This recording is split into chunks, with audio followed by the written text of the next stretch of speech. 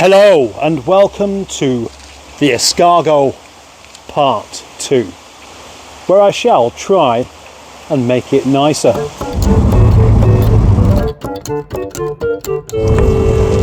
Turns out that trophy yellow isn't quite correct. I did a little area and it's not far off, but it's not right.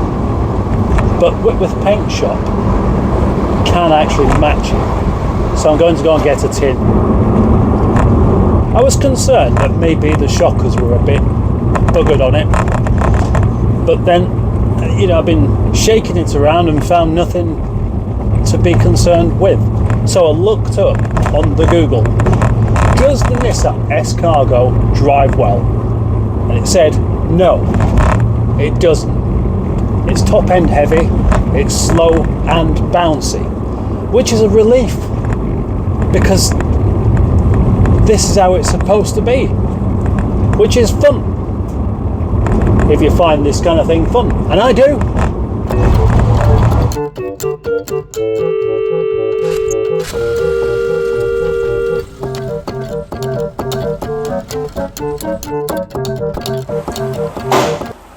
Before I do any kind of mop on the paint work, I think it's important I correct the paint work first. Down both sides are some rather rough looking bits that from a distance makes it look like it's really rusty when it isn't. So I'm going to do the easy side first, the side that doesn't have a dent. Actually, it does have a dent, a small one, just there. I'm just going to fill that. There we go. I've given it a bit of a paint job already. Unfortunately, the paint's reacted somewhat, so it only looks good from a distance. Maybe when I rub it back it'll look better, but I've got a feeling I'm going to have to start again. So it's probably best not to get any closer to it than this at the moment. Little idea though, that giraffe does definitely belong in the back, looking out at people behind. I have glued it to this piece of wood and then boned a really heavy duty neodymium magnet on there to stop it from moving around. That's a better angle. Going to enjoy buffing all this back to make it properly shiny again. But look at the wheels. I mean, these wheels are the wrong wheels, and I just think they need to be replaced with the originals. And as luck would have it, the original wheels are available. And yes, they're yellow. The original wheels are so available that they happen to be right there, right now. They're 155s. 155s. Look how tall they are, as 4 next to a set of 4 Rover wheels. Those original steel wheels are going to make this thing handle like you wouldn't believe. And I'm going to put them on. I should clean them up a bit first though. The previous owner of the escargot, I don't mean Dame Helen Mirren, was much more concerned about the mechanical things all being sorted out for this, so the thing runs really well, but it's untidy, and that's what gets my attention. Ideally you want it to be mechanically and cosmetically sound, and there's a possibility that I may get there with this. I just haven't really got enough room to work here, so let's move it again. Trying to pull out of the lockup and make sure I put my trolley jack in the way to, I don't know, create more of a challenge. I like a challenge. So having completed this side, sort of, making it a bit more tidy, I've now gone and parked it the wrong way round. So I've turned it around so I can address this here. It does look like it's really quite rusty, but in actual fact it isn't. It's just messy. We have a dent here, which is quite big. Normally I'm not overly concerned with dents, and a dent doesn't stop it from being a fun vehicle to hang about in. However, I'm going to have a go of pulling it out with the glue gun and attachment thing. I'm going to do that right now before I start trying to get this paint to look a lot better. And it needs to look a lot better, not just a bit.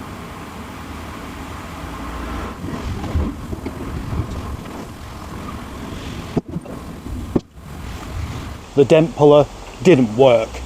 It's too big. It's too big to really do anything with. It needs to be pushed out from the outside, inside, and then using the hammers. It's going to take too long for the moment, so I'm going to come back to that some other time. In the meantime, I did actually put some paint on it. Look. And again, the paint has reacted. So I've just got to settle with it looks a little bit less of a problem than it did do before. I've also got a couple of runs in there as well, but it's less eye-catching.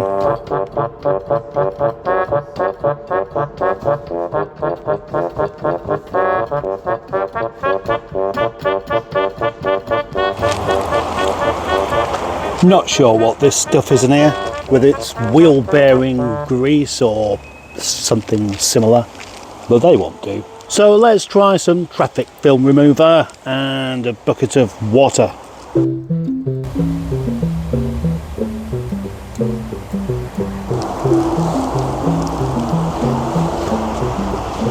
Much better. Much better. Yes, almost good enough. And now we have the centre caps, which are a bit scuffed up. Can I relieve them of their scruffiness? Those centre caps are really rather badly scratched.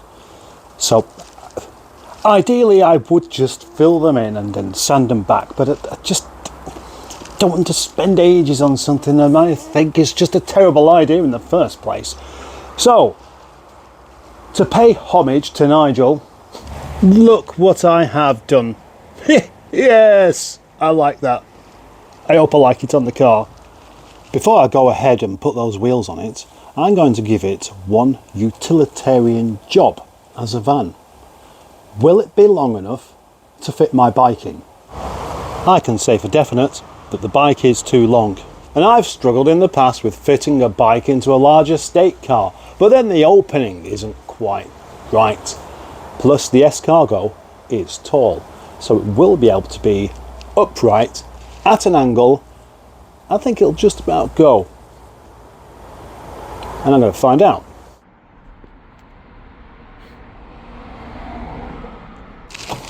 I had 3 vehicles at home, which I thought was too many. So that's the idea. Ride home on the bike, bung it in the back of here. Needless to say, I won't be doing that again.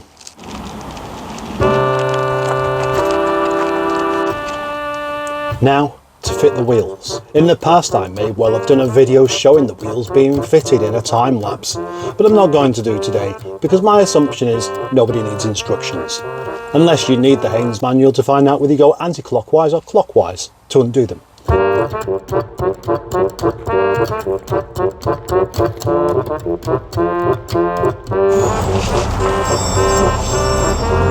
Will it drive worse or better than it did do before? These wheels are a bit skinnier, they're a bit taller, and I don't know how old the rubber is because I didn't check. They do feel a bit hard. Means the speedo should be correct now. So, dare I take it back up to what I believe is 50 if the speedo is correct at 80 kilometers per hour. It's so wonky. It's just as bouncy, but it does feel just a bit more smooth, having a bit more tyre there to cushion the bits that make the thing bounce in the first place. And it means it's a bit higher up, a bit more ground clearance. I struggle to get the jack underneath it. Now it might mean it won't go in the lockup, and I'll have to change the wheels back over or deflate the tyres, but I don't really want to be doing that. I'm sure it'll just about still going. That was a very enjoyable test drive with its new old wheels on, and having driven home and back so I could get something to eat. Some cold pork, by the way, in case you're interested, and if you're not, just forget I said that. Kind of floats along now. Those other wheels, the small ones, they're just too rutty. You can feel the bumps too much, and I don't want to feel all of the bumps. I want to feel some of them, but not feel the bumps in the way that you normally wouldn't do. Gosh, where am I going with this now? Sounds like the kind of direction I shouldn't be. bumps. Next step, treat the plastic bits with some Troll to make them repel the water. Not that it's going to be outside in the rain anyway, but it'll make it look better. Could do with a bit of buffing up here and there. How much more of this can I do today? Another point which isn't relevant to this video or anything, but you know there's lots of cats that knock about in this yard. Feral cats, I presume. But along with the cats there's also lots of litter. And I keep noticing crisp packets on the floor. And 3 times today I've seen a crisp packet with a cat shit on it. So do cats prefer to shit on plastic or what?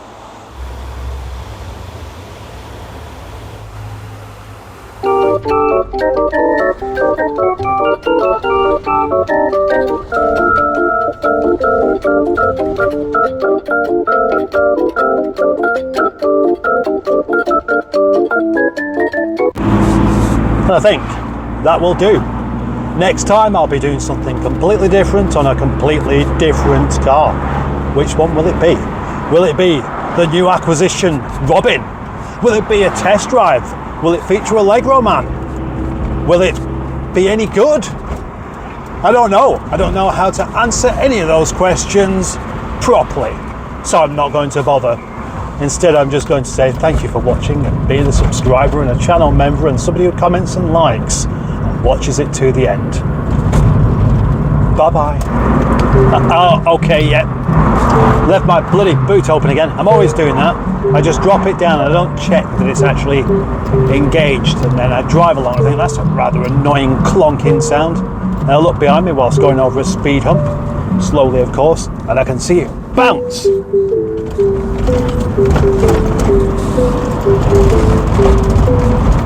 Bounce like a kitten encased in a tennis ball dropped off a viaduct. That's what it does.